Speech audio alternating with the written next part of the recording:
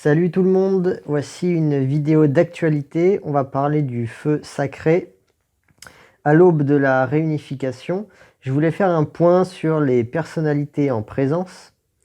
Alors selon moi, après 6 épisodes, j'estimerais les énéatypes de la manière suivante. J'ai pas mis les deux premiers éliminés, Célia et Émine, dans le tableau. Donc voilà l'état de ma réflexion. On va se les prendre un par un et récapituler les informations qui m'emmènent à penser ce que je pense. Allez, on commence par en bas. Christine, la dernière éliminée. Sur le camp, c'est une machine, Christine, dit Alexandre à l'épisode 2, ce qui montre une capacité d'action, de travail. Ensuite, je vais citer Laura sur l'épisode 6. Faut pas faire comme ça, faut aller là, faut faire comme si. Quand on dit quelque chose, elle reprend souvent en fait ce qu'on dit. Donc elle est décrite comme ayant la perception imparfaite du monde. Le style de communication, enseignement-sermon ressort de ce qu'on dit d'elle.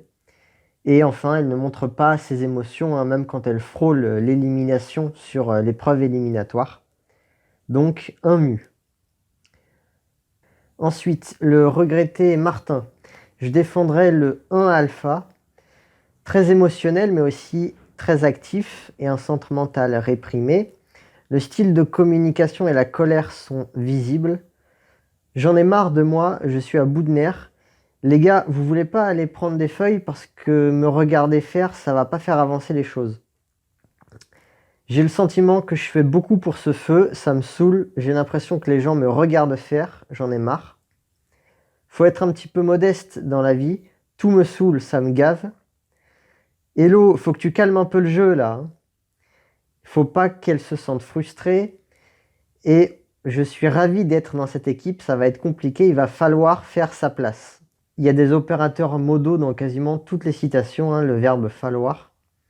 Cela dit, j'ai pensé au type 2 également, il pense aux autres. Par exemple, quand il ne peut pas participer à l'épreuve individuelle, il dit je comprends ceux qui piochent la boule noire.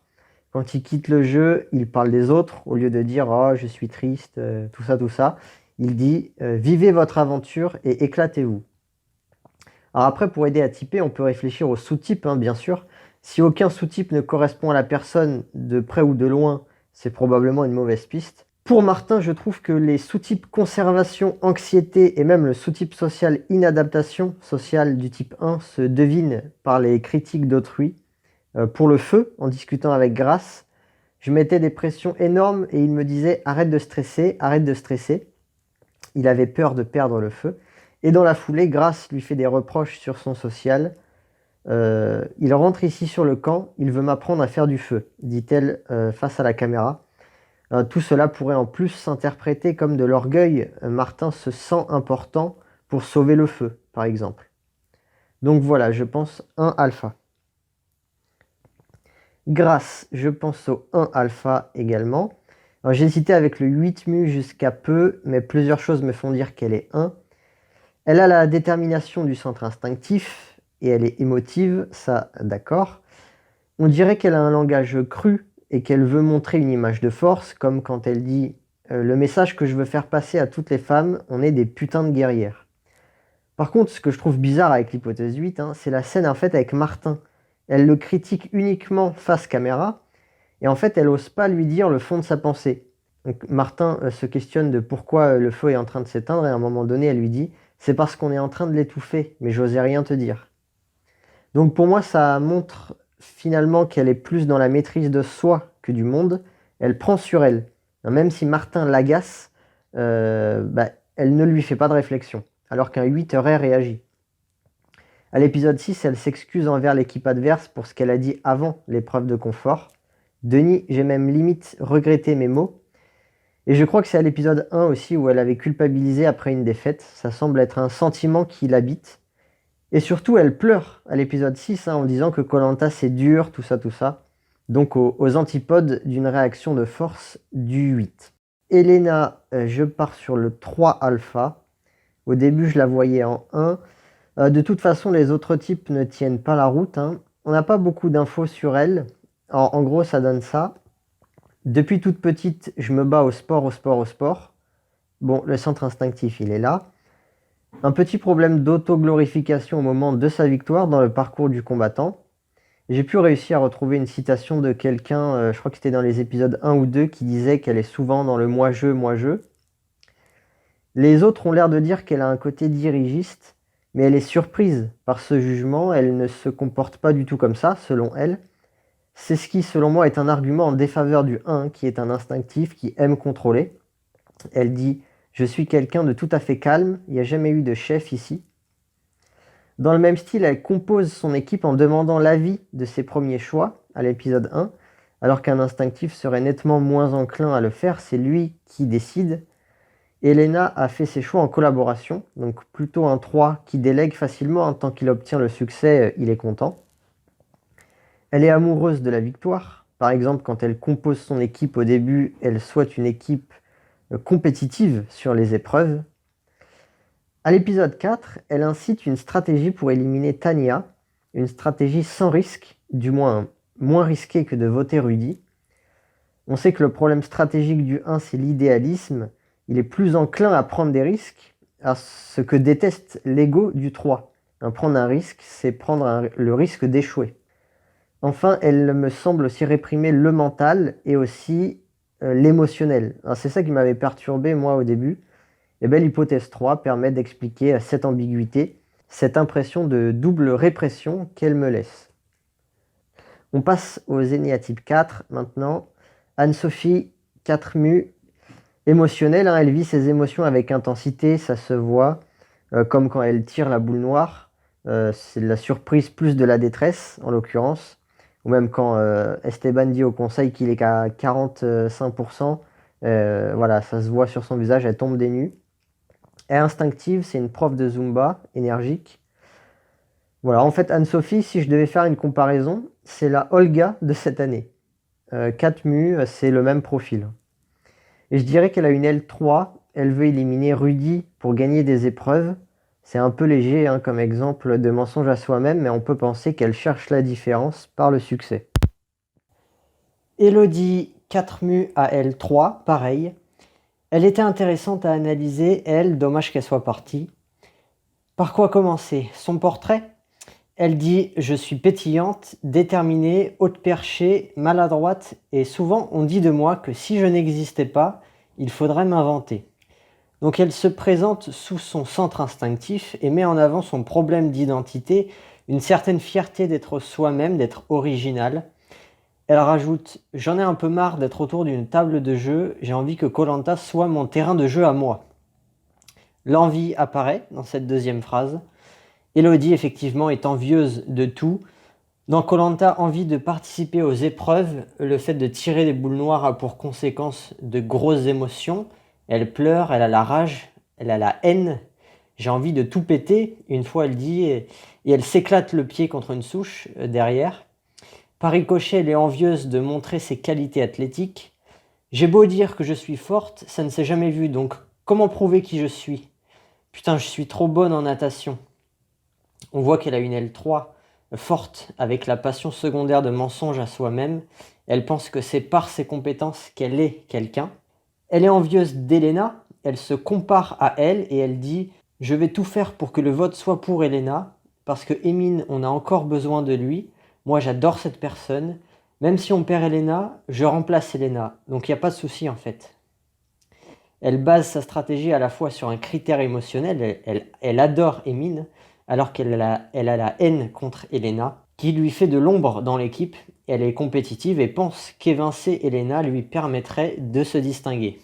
Ensuite, le centre émotionnel vers l'intérieur crée de l'émotivité. Sa situation la plonge dans un cocktail de mélancolie et de colère. Pourtant, alors qu'elle se sent condamnée à un moment, elle fait croire qu'elle a un collier. Et ça, c'est plutôt amusant, j'avoue, dit-elle en rigolant.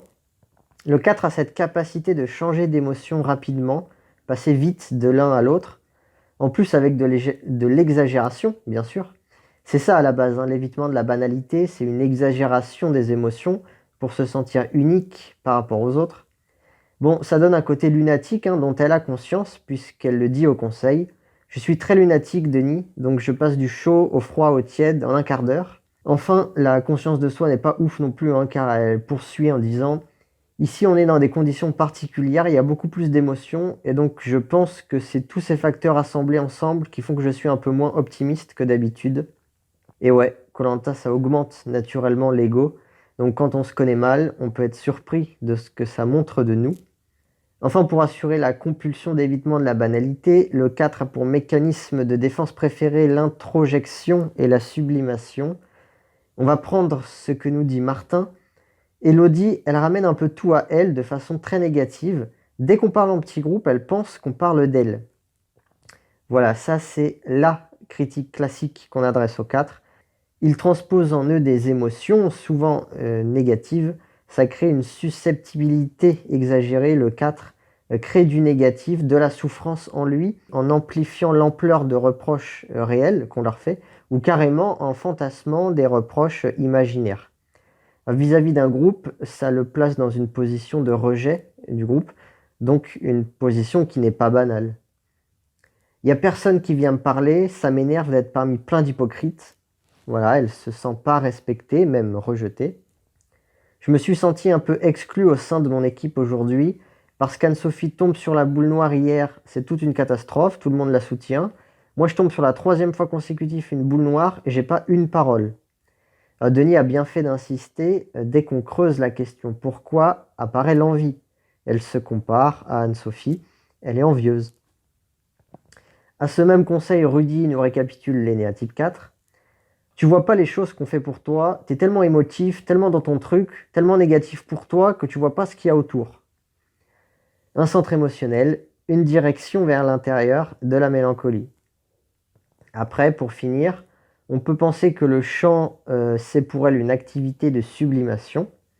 Et elle est vaniteuse, hein, on l'a déjà vu. Je suis hyper bonne, mais bon, j'ai jamais pu le montrer. Et à son départ aussi, Elena nous rappelle que la comparaison à laquelle se livre le 4 provient d'un manque d'estime de soi-même.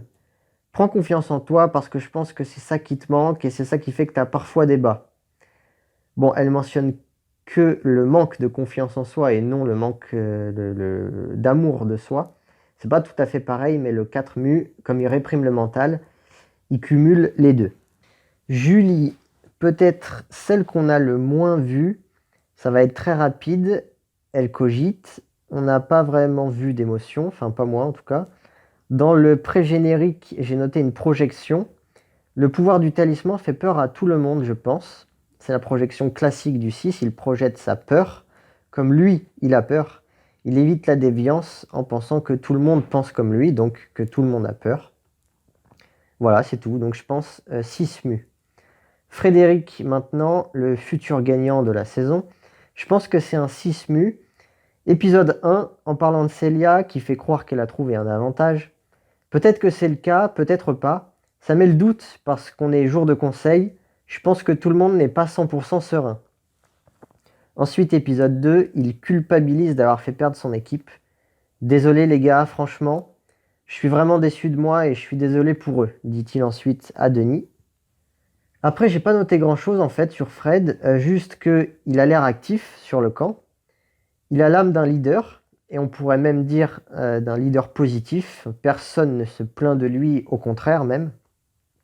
Et sur le bluff de Rudy, à l'épisode 5, tu m'as mis le doute, bien joué. Donc 6 mu, pourquoi pas, à vérifier avec la suite de l'aventure. Clémence, je pense une 6 mu aussi. On dirait qu'elle analyse tout, elle réfléchit beaucoup.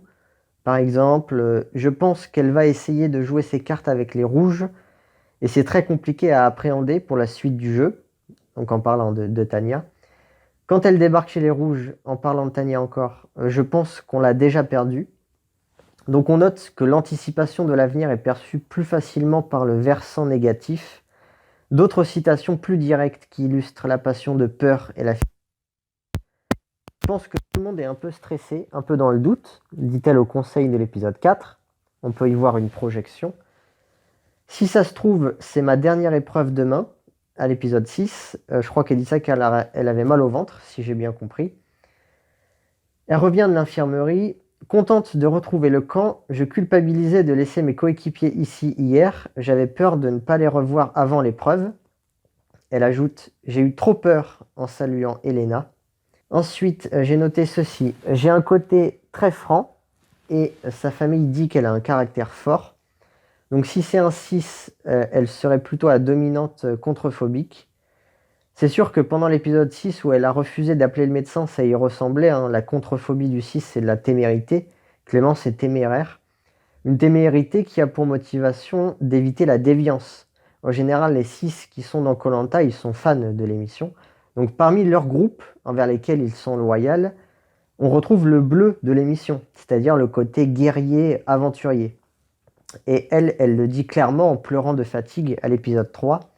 On n'a pas le droit d'être faible à koh, c'est impossible. Ça ressemble à un mental qui se réprime pour rester loyal envers l'évitement de la faiblesse que prône koh. Également un esprit d'équipe, une notion de groupe qui est importante pour elle. On a déjà vu une citation sur la culpabilité vis-à-vis de son équipe. Il y a aussi son discours à la recomposition des équipes, épisode 4. C'est très dur à encaisser, Denis, comme nouvelle, parce qu'on sait tous qu'on est une super équipe ensemble, les jaunes. Nous défaire, ça va être une vraie déchirure. Enfin, je dirais plutôt une variante mue, car Anne-Sophie dit Clémence, elle a toujours la rage, elle baisse pas les bras. Donc le centre instinctif, si on en croit cette citation, semble actif. Et elle a l'air sans scrupule dans ses stratégies, n'hésitant pas à jouer avec l'humain, ce qui pourrait laisser penser à un émotionnel réprimé. Laura, une hypothèse 6 par défaut, déjà parce qu'elle a un regard de peureux, je trouve, du moins c'est le feeling que j'ai. Elle est observatrice, elle analyse, elle pense au futur, par exemple en parlant d'Elena à l'épisode 1. Je sais qu'au fur et à mesure de l'aventure, ça pourrait peut-être m'agacer. À l'épisode 4, elle dit « Dans l'ancienne équipe jaune, on arrivait à avoir une belle cohésion. Donc là, il va falloir qu'on retrouve ça. Et je pense que ça me fait un peu peur, peut-être un profil comme Martin, où on l'entendait beaucoup sur les autres épreuves, râler, s'énerver. » À l'épisode 6, elle parle au nom du groupe, de son groupe, en disant de Christine « On se sent un peu agacé par elle et son comportement. » Et c'est tout. Voilà, on devrait voir plus de Laura dans les épisodes à venir. Ensuite, Nicolas, je pense que c'est un 6. Bon, pour être honnête, pas facile, hein, je sais pas vraiment, Nicolas. J'arrive même pas à trouver son centre réprimé. On dirait qu'il est équilibré à ce niveau-là. Le centre mental n'est pas réprimé, hein, donc ça se joue entre l'instinctif et l'émotionnel. On peut faire la technique par élimination. Je pense que c'est sûr que c'est pas un 4, c'est pas un 5, c'est pas un 7, c'est pas un 8, pas un 9. On sait qu'il aime les valeurs de bleu, vu ce qu'il a dit à Grace à l'épisode 2. Donc j'éliminerai de manière quasi certaine le 3 aussi. Donc voilà, il reste le 1, le 2 et le 6, soit un type par centre. Ce qui montre bien que je suis complètement perdu dans sa hiérarchie.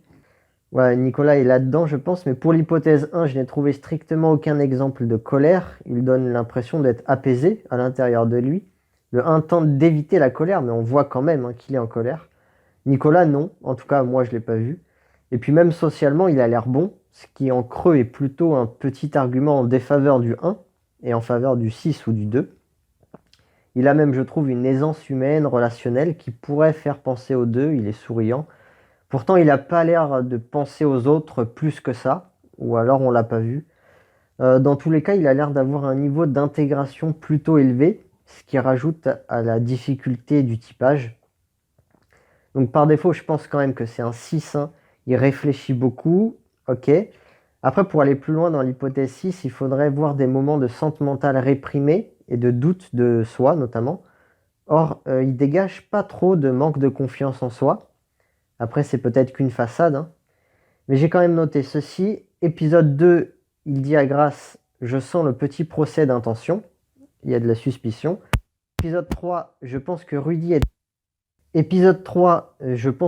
et Tania risquent de se faire un petit match de tennis, talisman, à chaque fois. Encore une fois, on voit de la suspicion. Et épisode 6, ils discutent de stratégie dans l'eau. Et donc il dit « Je commence à la craindre, Christine ». On peut voir ici de la peur. Et enfin, on sait qu'il aime les valeurs de bleu. Quentin, j'ai changé d'avis récemment. J'étais parti sur le 1 et je suis désormais certain de son énéatype 6. Dans l'ordre, On va s'organiser et essayer de se faire un bon truc. En parlant de la cabane à l'épisode 1, Quentin cite souvent le on. On fait des choses ensemble. Il a la sémantique du 6. En fait, on dirait un 6 de sous-type social devoir. J'aime bien Elena, il n'y a pas de souci, mais je trouve que ça va pas avec moi, on va dire. Et je pense qu'il pourrait un jour y avoir des frictions. J'ai besoin d'une équipe où on puisse s'entendre. Une bonne cohésion d'équipe, c'est important. Tania en a profité pour glisser à Rudy qu'elle était en danger. Moi, honnêtement, ça me gave. Là, on voit de la colère, car il y a la perception d'une trahison. Il fait son devoir, hein, en parlant au reste de l'équipe de ce qu'il a vu. Ce qui m'inquiète, c'est de ne pas pouvoir faire l'épreuve aujourd'hui et de ne pas pouvoir aider l'équipe. Moi, j'ai peur que Tania, elle ne soit pas de notre côté. Est-ce que ça va aller dans le bon sens, tu vois? Moi, c'est ça qui me fait un peu flipper. Tout ça, c'est toujours sur l'histoire de Tania, qui va aller chez les Rouges. À mon sens, celui qui ne se sent pas en danger ce soir, moi, je le comprends pas. Il dit ça au conseil de l'épisode 4. Donc ici, évidemment, il pense que tous doivent se sentir en danger, hein. Le centre mental se réprime pour éviter la déviance. C'est une déduction logique de la fixation de suspicion. Le 6 prônera toujours la méfiance. On note le vocabulaire du centre mental. Il termine par « je comprends pas ». Il pleure en pensant à sa famille à l'épisode 5. Souvent les 6 sont très familles, hein, c'est un groupe de référence pour eux. Moi je dis que si ça va pas, il faut appeler le médecin. Ça peut être grave à l'épisode 6. Et enfin on sait qu'il est loyal à l'équipe jaune initiale et qu'il aime les valeurs de bleu. En revanche pour la variante, je sais pas. Il dit ceci: je ne supporte pas rester à côté à rien faire. C'était par rapport à la construction du radeau, épisode 5. Mais bon, il a l'air quand même bien émotif et prend en compte les autres, donc je dirais quand même le 6 alpha. Alexandre. Je pensais 7 au début, après analyse pour moi c'est évident que c'est un 6. C'est aisé de le placer dans un centre mental préféré. Dans son portrait, il dit: pour moi, koh c'est le défi ultime. Ça part à 1000 dans mon cerveau. Dès que je réfléchis à koh j'ai plein d'idées qui me viennent, des stratégies, des façons de manipuler les gens. Je veux sortir celui-là qui vient au premier conseil sans avoir peur de rien, avoir envie de bousculer un petit peu tout le monde. C'est une description qui implique une certaine dose de orange, qui de fait fait plus penser au 7 qu'au 6. Cela dit, on peut interpréter la fin de la citation notamment comme de la contrephobie, l'envie de se rebeller contre la doxa, qui veut que ce soit les plus méritants qui restent dans le jeu. Auquel cas son envie d'éliminer Elena au début du jeu serait motivée par l'évitement de la déviance et non l'évitement de la souffrance. Et moi, c'est surtout à son élimination, à l'épisode 3, que je vois que c'est un 6. Il ne rationalise pas, il dit « c'est de ma faute, je m'étais engagé avec Elodie dès le début et ça a beaucoup changé cet après-midi et j'ai pas réussi à suivre ce truc-là. J'ai fait confiance à Anne-Sophie qui m'a complètement laissé sur ce coup-là. » Au-delà de la volatilité d'Anne-Sophie, on note 1 qu'il avoue que c'est de sa faute, alors qu'un 7 fuit la souffrance de cette réalité généralement en imputant ce qui lui arrive de négatif sur des explications extérieures à lui. 2, le style de communication du 6 qui s'appelle limite et a fortiori le manque de confiance en soi ressort en disant qu'il n'a pas réussi à suivre. 3, il s'engage, comme un 6 qui cherche des alliés solides pour se reposer sur eux, alors qu'un 7 il perçoit l'engagement comme menaçant pour sa liberté et ferait son aventure en virevoltant d'une alliance à l'autre. 4, il est blessé par un manque de confiance, une petite trahison, on va dire, de la part d'Anne-Sophie. On peut rajouter un exemple de projection à son interview finale. Anne-Sophie et Christine, elles ont dû avoir peur tout d'un coup que ça se retourne contre elles ou contre je ne sais qui. J'ai pas compris, mais je comprends toujours pas. J'ai tenté des trucs, je me suis éclaté, je suis tellement content aussi de revoir mes enfants. Voilà pour Alex, 6 alpha à L7. Rudy, en 7 mu, il a eu beaucoup de temps d'écran, donc il y a plein d'exemples. Je résume. Il sourit tout le temps, voire il rigole. Avoir le harpon, c'est top. C'est comme si on avait un petit pistolet et on attend sensible, comme dans les fêtes foraines. Donc, il raconte joyeusement sa pêche, avec une belle métaphore. Vois comment ça se gère, viens me voir à la dernière minute. Il dit ça à Emine à l'épisode 2. Rudy préfère rester libre, s'échapper d'une promesse. Il se débrouille pour ne rien devoir à Emine. Dis-toi que 2 votes, c'est pas loin. Donc il donne aussi un discours optimiste aux autres, en l'occurrence ici c'était encore à Emine. J'adore les stratégies, il dit au conseil de l'épisode 2. Le 7 est un mental qui aime s'amuser. En général, la stratégie, c'est le jeu préféré des 7 sur koh puisque c'est un jeu mental. Le 7 trouve son bonheur dans la planification. Il crée le bonheur dans sa tête. Après, ça se concrétise pas forcément. Souvent d'ailleurs, ça se concrétise pas. Le 7 ne réalise pas la moitié de ses planifications. D'une part, parce qu'il y en a trop, il y a une intempérance d'idées. Et ensuite, parce que c'est dans la pratique que les contrariétés interviennent. Au moins dans sa tête, on imagine ce qu'on veut. Le plaisir, il peut être maximal. Et le 7 est tourné vers l'intérieur, donc c'est un idéaliste. Sur cette même idée, on voit que Rudy évacue mentalement toute souffrance potentielle en bâtissant un futur agréable. Manque de chance, aujourd'hui ils ont gagné. C'est pas grave, demain ce sera une autre histoire. À l'épisode 3. Enfin, à chaque épreuve, en fait. De toute façon, il dit que son équipe va défoncer les autres. Et après les défaites, même, la souffrance est balayée, la souffrance réelle de la défaite est balayée par la rationalisation. C'est juste qu'on n'a pas eu de chance.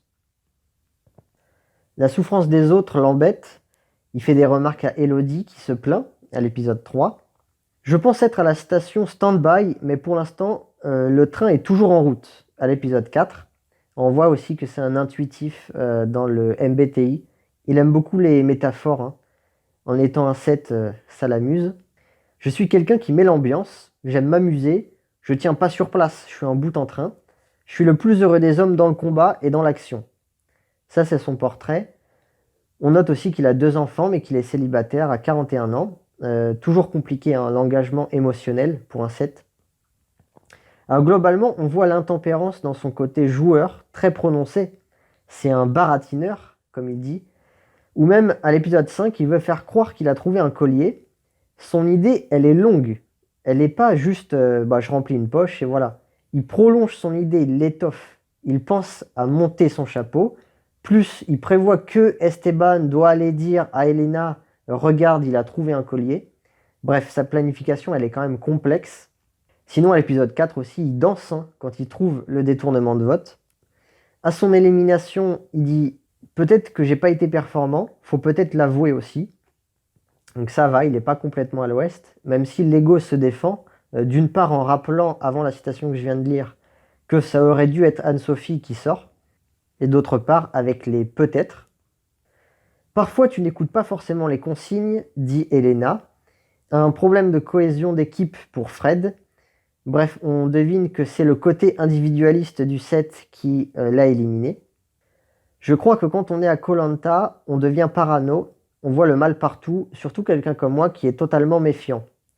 Il dit ça à l'épisode 5, donc je pense qu'il a une aile 6. La variante, je suis pas sûr. Par contre, je penserais également au sous-type conservation qui s'appelle clan. Tania. Eh bien, Tania, je n'arrive pas à la cerner. Je vois bien son centre mental, ok. Ensuite, entre le centre instinctif et le centre émotionnel, ça se vaut. Elle semble pas très active sur le camp, mais je sais plus où j'ai vu ça. Je crois qu'elle était un peu blessée. Et d'un autre côté, elle montre pas non plus trop ses émotions, je trouve. Donc la variante, je sais pas.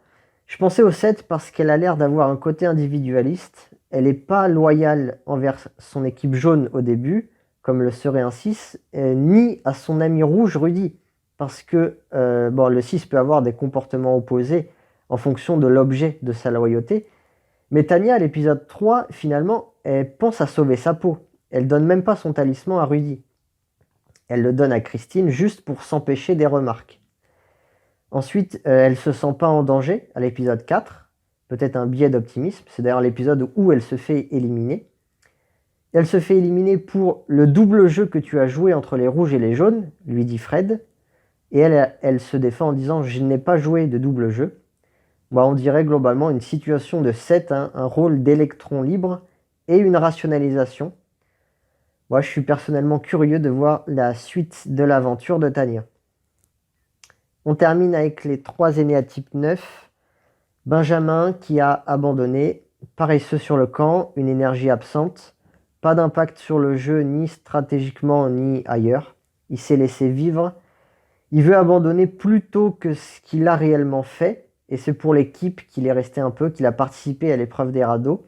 Il a jeté l'éponge après, tellement résigné qu'il préfère abandonner. Gilles, ensuite, quelqu'un de calme, nous dit Nicolas. De toute façon, ça se voit, hein. Il a une voix posée, lente. Épisode 4. Ici, ils disent que Tania, c'est une super stratège depuis le départ. J'ai du mal à le croire, après, c'est des gens... Ouais, peut-être, ouais. Je sais plus. Je sais plus qui croire. Je suis un peu perdu, là. Vous sentez le vide dans la tête du neuf, là? Incapable de se faire son propre avis. On a envie de croire ce qu'on nous dit, mais on a plusieurs sons de cloche différents. Alors on sait pas. Avec qui fusionner, je sais pas. Du coup, on est paralysé. On sait pas. Un peu après, il y a Rudy qui lui pose une question. Et il est lent, il baisse les yeux, il laisse 5 secondes de blanc avant de répondre. Je pense que je joue avec le cœur. Il a l'air en plus assez à fleur de peau, sensible, hein, donc pourquoi pas la variante mu. Et sur l'épreuve individuelle qu'il remporte à l'épisode 6, il dit qu'il surprendra sa femme car il ne s'est pas énervé. Le 9 reste un instinctif qui a une problématique avec la colère. D'un autre côté, il est habitué à rester calme pour éviter les conflits, ou si son centre instinctif bascule. Et Gilles est humble, ces 2 victoires lui permettent de se rendre compte qu'il est capable de faire des choses, mais on voit dans la manière dont il le dit que c'est quelqu'un de humble. On termine avec le 9 alpha de la saison, Esteban. Esteban a une posture d'effacement, derrière Rudy notamment. Au conseil de l'épisode 5, il dit « Je me fais discret, je sais pas, je décide de laisser la place aux autres ». C'est à ce conseil qu'il répond à Denis qu'il est à 45%. Une réponse instinctive qui abonde dans le sens du sous-entendu de la question de Denis. Il ne s'est pas trop posé la question de la portée négative de sa réponse. Le fait d'être à 45%, c'est pas surprenant pour un 9 qui théoriquement aime le rôle du je suis capable mais je le fais pas. Les 2 points sont essentiels, hein. C'est important d'être en capacité, car si jamais on nous le demande de le faire, il faut le faire, sinon ça va créer un conflit. En revanche, s'il n'y a pas la perception du conflit, le 9 est plutôt un partisan du moindre effort. On se contente de faire moins, si ça passe quand même, c'est suffisant. Le 9 a besoin d'être poussé par un élément extérieur pour se donner, sinon il vit paisiblement. Et à cause des remarques contre lui au conseil, Esteban dit que maintenant il n'a pas le choix.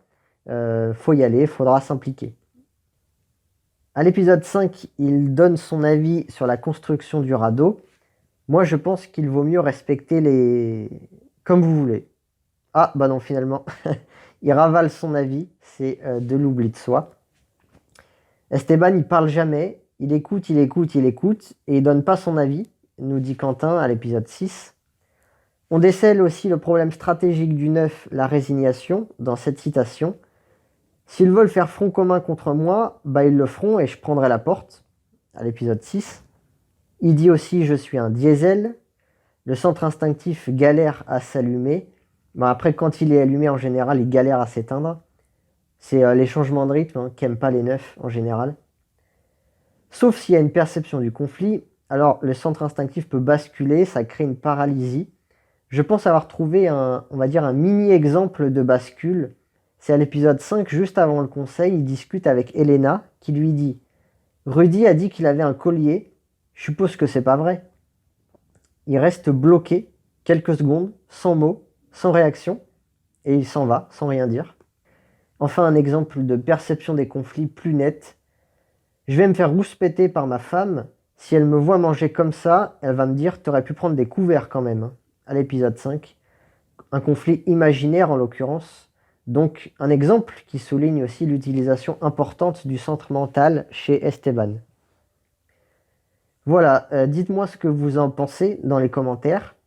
Et même si on est encore tôt dans la saison et que c'est délicat de prédire le vainqueur, dites-moi votre pronostic sur le gagnant de la saison. Comme ça, on va voir quel candidat fait la meilleure impression. Moi, je mise sur Fred. Allez, au plaisir de vous lire. Matane.